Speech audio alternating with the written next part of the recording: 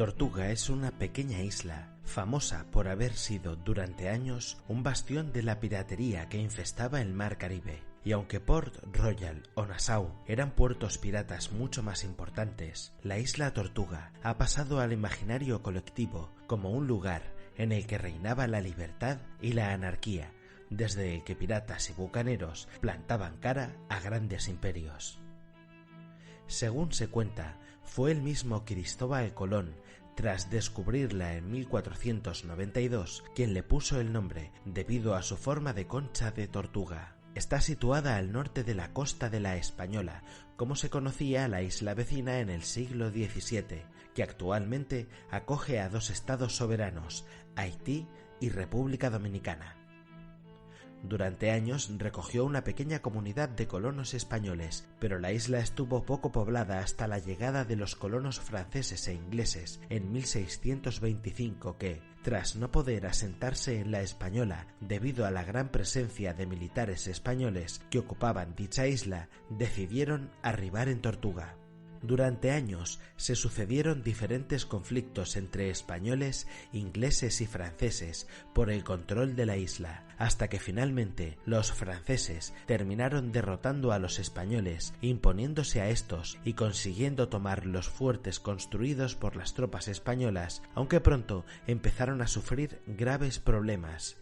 Pues, a pesar de la autoridad que ejercían junto a ingleses y holandeses con los que compartían espacio, los piratas y bucaneros que infectaron el Caribe durante décadas no tardaron en asentarse también en la isla, convirtiéndose en un auténtico quebradero de cabeza para quienes trataban de gobernarla. Hacia 1633, muchos piratas y bucaneros que habían convertido el emplazamiento en su base de operaciones campaban a sus anchas por las colonias británicas y francesas asentadas en Tortuga. Ese año habían empezado a llegar los primeros esclavos traídos de África o del continente americano para trabajar en las plantaciones de la isla, y a pesar de que se recomendó a los colonos que los distribuyeran por toda la isla y procuraran tratarlos bien, estos abusaban continuamente de los esclavos, a los que explotaban hasta la extenuación, por lo que no era raro que muchos de ellos lograran escapar y unirse a las tripulaciones de los barcos de estos marineros al margen de la ley, dedicándose al pillaje y al asesinato, muchos de ellos, tal vez, cobrándose justa venganza. Hacia 1635, los esclavos de Tortuga estaban fuera de control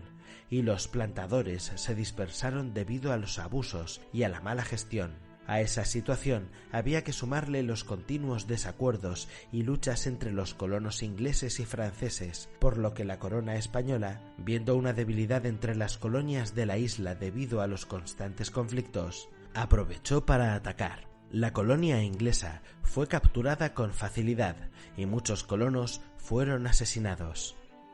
Tras el ataque de Tortuga, los españoles se vieron obligados a retirarse, por lo que los colonos ingleses y franceses que lograron escapar al ataque regresaron a la isla. Entre 1636 y 1639, la situación no mejoró demasiado y los conflictos se sucedieron uno detrás de otro.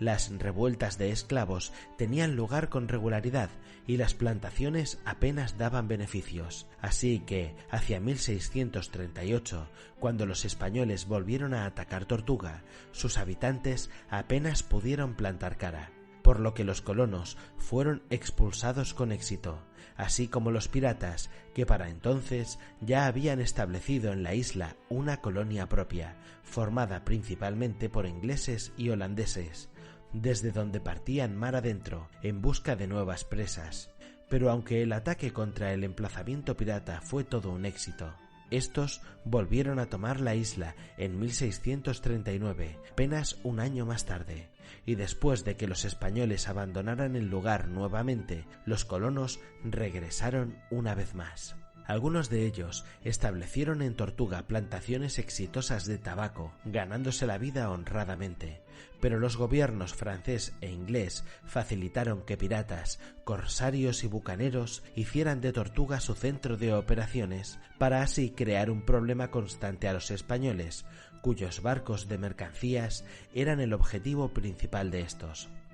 La población de piratas y corsarios en Tortuga consistía en una mezcla de sujetos de ascendencia principalmente europea, la mayoría de ellos franceses e ingleses. Durante aquellos años, la isla fue fuertemente fortificada para poder repeler con efectividad los ataques de las fuerzas españolas. En 1641, los franceses tomaron posesión de la isla, controlándola en su totalidad y expulsando sin mucha dificultad a los colonos ingleses, en inferioridad y mal organizados. Y aunque el gobernador de Jamaica trató de establecer un gobierno inglés en la isla entre 1658 y 1659, fracasó estrepitosamente y continuó bajo el gobierno francés. En 1664 fue la Compañía Francesa de las Islas Occidentales quien tomó posesión de la isla y designó como gobernador a Bertrand d'Ageron,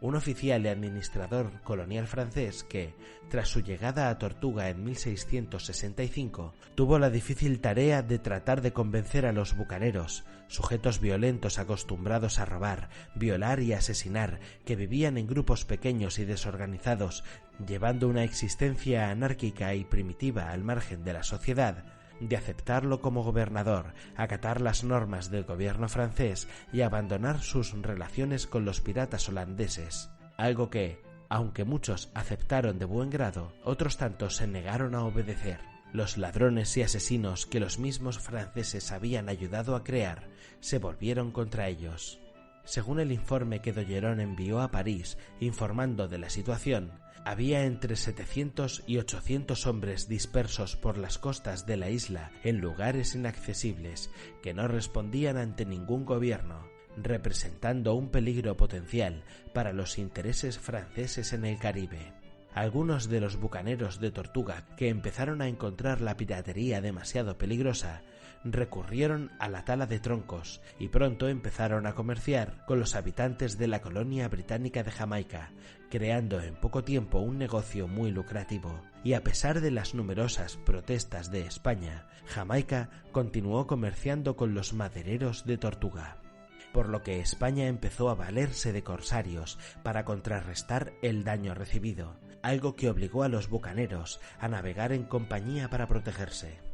Tras años lidiando con los problemáticos habitantes de Tortuga, el gobernador Bertrand d'Ogeron logró controlar más o menos las actividades comerciales de los bucaneros, y aunque en 1675 los holandeses intentaron provocar una revuelta atacando a comerciantes franceses debido a su disconformidad con el hecho de que no se les permitiera comerciar con los colonos de Tortuga, el gobernador consiguió, tras solicitar ayuda para defender el asentamiento, expulsarlos definitivamente. Pese a todo, y por mucho que se esforzó la corona francesa,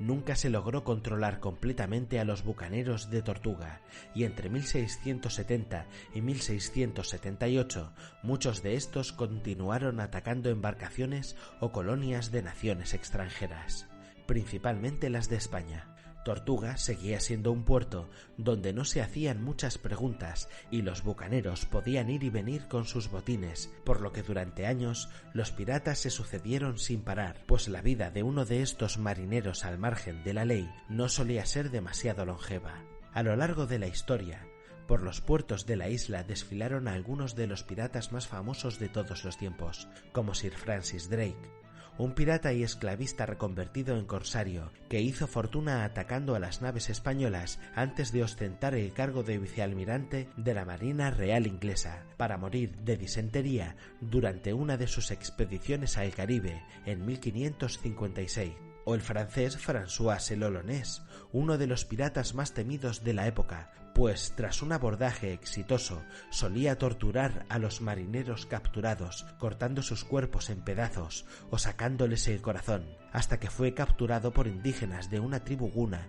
que acabaron con él durante un ritual. También pasó por allí Annie Bunny, una mujer pirata que se libró de la horca tras su captura por encontrarse embarazada, o el mismísimo Edward Teach, mejor conocido como el Capitán Barba Negra, un pirata legendario que entraba en combate con varias pistolas amartilladas en la bandolera que, tras ser decapitado durante un enfrentamiento, su cabeza acabó adornando el bauprés del barco del teniente Robert Maynard, el oficial británico que le dio caza. Uno de los personajes más notables, aunque algo menos conocido, fue Michael de Garmont, un noble caído en desgracia, reconvertido en corsario que, en 1678, se irguió como líder de los bucaneros franceses en Tortuga y la Española, a la cabeza de una gran fuerza naval, con la que se dedicó a atacar los asentamientos españoles durante años, hasta que, tras ser derrotado por las fuerzas españolas, murió en el mar al naufragar durante una tormenta. Los piratas y bucaneros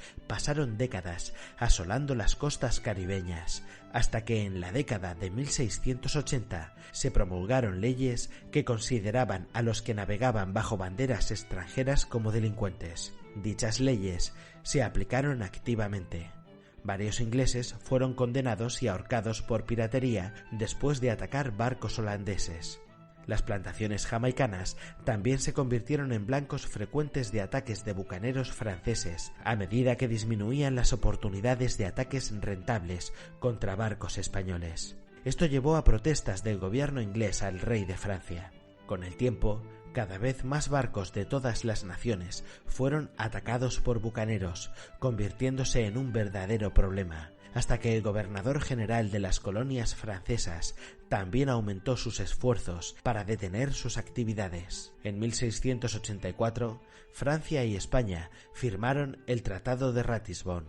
y pronto empezaron a colaborar para limpiar el Caribe de los ladrones y asesinos que infestaban aquellas aguas, por lo que estos fueron cada vez menos numerosos a lo largo de las décadas siguientes, hasta que terminaron desapareciendo.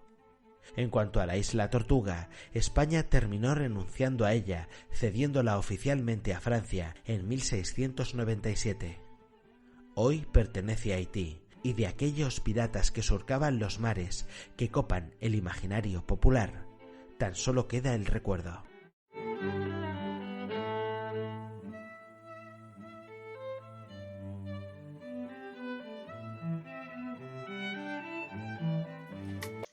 Si os ha gustado el vídeo podéis suscribiros, darle a me gusta, comentar, activar la campanita de notificaciones y por si a alguien le interesa he dejado mis redes sociales, correo electrónico, web, etc. en la descripción. Dicho esto, ya solo queda despedirme hasta la próxima. Adiós.